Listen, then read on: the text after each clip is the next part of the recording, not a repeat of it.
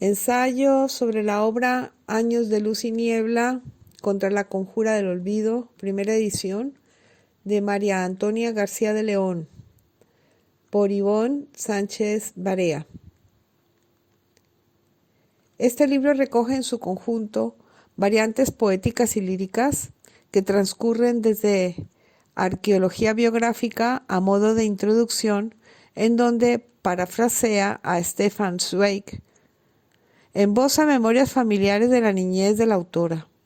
Desde su mente investigadora, inconformista, encontramos enfoques y referencias del bagaje que se enriquece con los cuestionamientos para retrotraer y llegar hasta la definición, esas bases en las que se sostienen los pilares del movimiento feminista.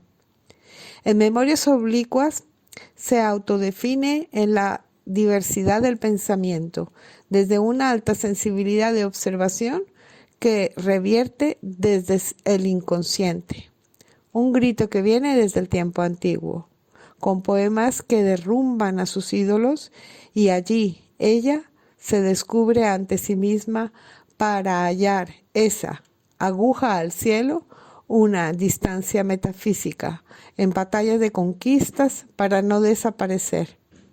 En el quinto capítulo, Mesa de Arquitecto, nos traslada al viaje personal de construcción de su propia torre, no sin dejar de hacerse preguntas. Un hilo que remueve estratos. El viaje continúa, siempre de ida.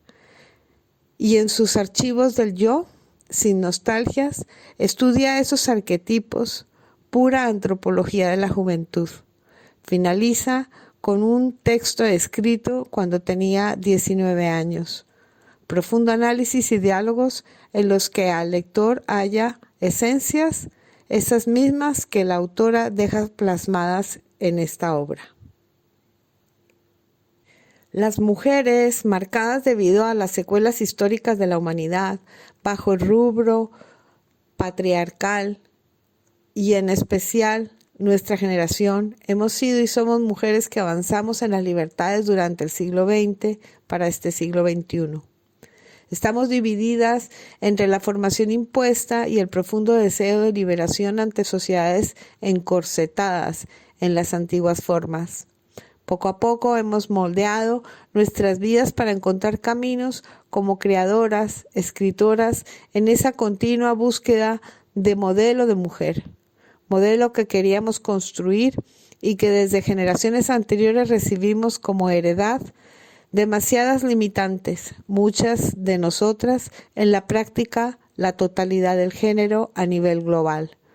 Sin modelos, fuimos edificándonos desde nuestros pensamientos y propias historias, con empeños asiduos y constantes a fin de encontrar y lograr la identificación como entes desde nuestro propio género femenino. La dicotomía era patente entre la domesticidad, las funciones de la maternidad, tal y como estaban establecidas hasta que llegaron los anticonceptivos. La transformación de las mujeres de nuestra generación hizo que sacáramos la cabeza del ostracismo en los que se nos pretendía encasillar. Desde esas luchas intensas nos reinventaríamos constantemente a fin de crear una identidad propia de nuestro género humano, no bajo el sometimiento, sino desde la libertad. En la España de 1975 todo era novedad, desde el despertar a la vida y a las nuevas libertades. Allí las autoras, intentando sobrevivir desde sus creatividades, liberábamos contracorriente nuestras reafirmaciones hacia el mundo que queríamos permanecer, pertenecer y ser protagonistas también en la historia. Rebeldes ante todo, resueltas, abrimos puertas del conocimiento. Sin embargo, algunas ninguneadas y despreciadas desde las diferencias, seguimos persistentes, obstinadas por dar al mundo esa verdad existente del ser, no como premisa de posesión, sino para ser escuchadas tras tantos silencios de siglos. Muchas nos preguntamos cómo las aquí planteadas por la autora. ¿Y quién? ¿Y a quién parecerse? ¿A quién? ¿Quién soy yo? Esas preguntas. Inventadas y reinventadas de las identidades creadas, como símil que busca en el espejo la verdadera imagen que nos reflejase, dándonos nombre, forma y dimensión desde el pensar con independencia, autenticidad, espontaneidad y fundamentalmente desde la libertad que conquistamos.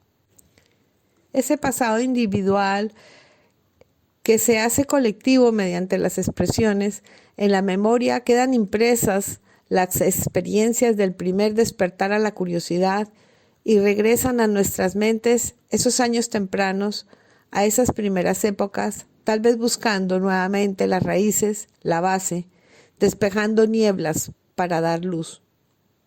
Quizás pescando o rescatando explicaciones y las reafirmaciones de quién y qué somos. Los porqués no como justificantes, sino como reflexión a posteriori a nuestras vidas. Forjadas todas nosotras desde la construcción individualizada de nuestras identidades y nuestro yo. Desde la historia propia y colectiva, regresamos a los paisajes de la infancia, a esos pliegues del inconsciente, con imágenes que quedan grabadas a punta seca. Existencias dedicadas a la creatividad a pesar de haber liberado 1000 batallas en las propias conquistas. Estábamos abocadas desde trayectos en espacios diferenciados a crear este nuevo paradigma, cómo convertirlo en una realidad incuestionable dentro de un mismo marco en la historia moderna y contemporánea de España y en la historia del mundo. La autora aquí también manifiesta que hemos de restrañar heridas, que es una de las funciones para los espíritus que se adentran en la poesía y en los oficios creativos, entre ellos el de escribir. Tras lo vivido y bebido, desde las anteriores generaciones nos rescatamos, y en esa exploración y búsqueda la autora descubre desde los silencios de la guerra civil y la posguerra. Escucha los relatos de su madre, donde se estremece lo religioso y se entremezcla lo religioso con lo político y queda velado. Allí ella se rescata a sí misma y se captura desde la riqueza imaginaria de la niñez que fue forjando a fuego vivo esa curiosidad. Todos estos elementos contribuyen desde esos matices sutiles y ricos ante el carácter poético de sus textos para asirse al prodigioso y lírico sonido, que soñará de por vida. Ella vive intensamente esos tiempos y despierta, dejando ese sueño en su palma, que, entre tintas y plumas, traslada poéticamente. Al leerla, presta atención a esa descripción que la autora realiza sobre la inmovilidad de la niña mujer ante la movilidad del varón.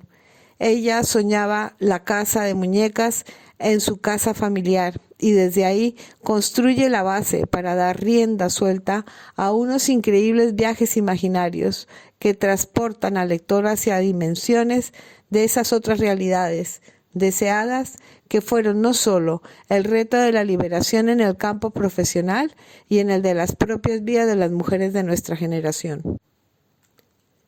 El terrón de azúcar se deshizo en el agua, diluyendo esos otros sueños de alguna de sus madres y abuelas, de tener señoritas bien, con formación para sustentar y llevar a cabo las tareas domésticas. Para ellas, esas anteriores y antiguas generaciones, era imprescindible para poder pescar un buen partido a fin de formar una familia. Así eran sus supervivencias. Hemos de recordar que aunque eso ya quedó atrás en la historia, hemos de invocar como referente este tipo de publicaciones a fin de no caer en errores ni en el olvido.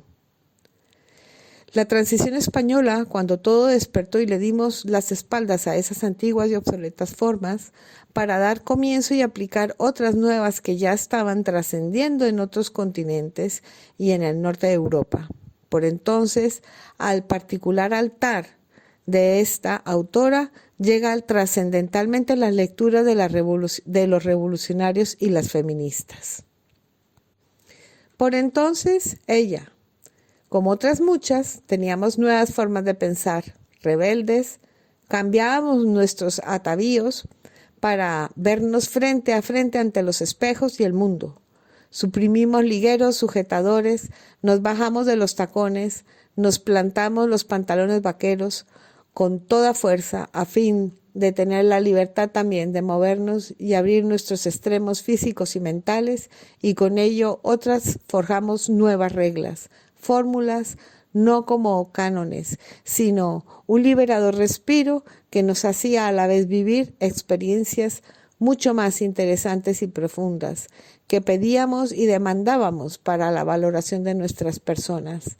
Todo en ella y en nosotras, conscientes o no, se hizo nuevo, en esa razón sentimental que María Antonia García de León construyó como nave desde un nuevo pensar y sentir. Frágil y difícil equilibrio modernizador entre la cabeza y el corazón, a la vez una mágica y nueva visión y como entes humanos. Como todo individuo buscamos la felicidad, el amor, y aunque nos topamos y encontramos muchas veces de bruces ante frustraciones ajenas que hieren, extrañas iras, misoginias, en otros casos las segregaciones raciales de género, origen, acento, religión, etc., tendencias que en estos tiempos tratan de despertar peligrosamente sus ecos. Hubo por entonces mordazas y fuimos capaces de eliminarlas para dar entrada y dejar plasmados nuestros cantos poéticos, nuestras creaciones desde nuestros pensamientos como nuevas mujeres.